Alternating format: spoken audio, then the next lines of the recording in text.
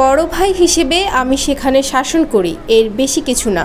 তারপরও আমি যেটি করেছি এটি ভুল করেছি, আমি এর জন্য অনুতপ্ত। মুন্সিগঞ্জ লঞ্চে বেল্ট দিয়ে দুই তরুণীকে প্রকাশ্যে পেটানোর অভিযোগে নেহাল আহমেদ জিহাদ নামের এক যুবককে আটক করার পর এমনটাই মন্তব্য করেন তিনি। শনিবার দুপুরে তাকে আটক করে সদর থানার পুলিশ। সম্প্রতি মুন্সিগঞ্জ লঞ্চ ঘাটে যাত্রাবিরতির জন্য থামা একটি লঞ্চে দুই তরুণীকে প্রকাশ্যে মারধরের ঘটনায় একটি ভিডিও ভাইরাল হয় সামাজিক যোগাযোগ মাধ্যমে। ওই ভিডিওতে দেখা যায় দুই তরুণীকে লঞ্চের একেবারে সামনের অংশে উঠিয়ে বেল্ট দিয়ে পেটাচ্ছেন এক তরুণ।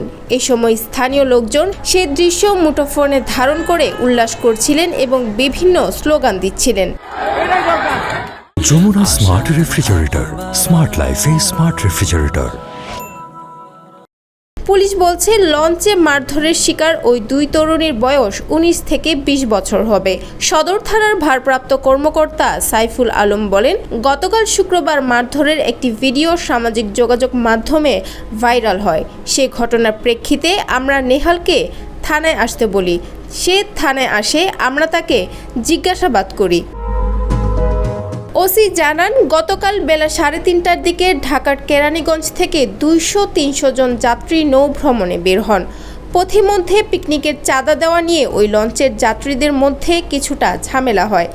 রাত 8টার দিকে নাস্তা নেওয়ার জন্য মুন্সিগঞ্জ লঞ্চ ঘাটে লঞ্চটি থামানো হয়। সে সময় ওই লঞ্চের কয়েকজন তরুণ তরুণীকে স্থানীয় লোকজন মাদকাসক্ত অবস্থায় দেখতে পান।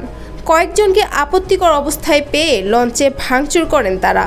খবর পাওয়ার পরপরই পুলিশ ঘটনাস্থলে গিয়ে পরিস্থিতি শান্ত করে লঞ্চটিকে ঢাকার দিকে ফিরিয়ে দেয় বলে জানান তিনি।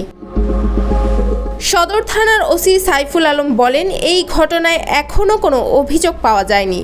ভুক্তভোগী এক তরুণীকে আইনগত ব্যবস্থা নেওয়ার জন্য বলা হয়েছিল, তবে তিনি আসবেন না বলে জানিয়েছেন। তার মুঠোফোনটি বন্ধ দেখাচ্ছে। নৌ পুলিশ লঞ্চ কর্তৃপক্ষের সঙ্গে যোগাযোগ করছে। কেউ কোনো ব্যবস্থা না নিলে পুলিশ বাদী হয়ে মামলা করবে।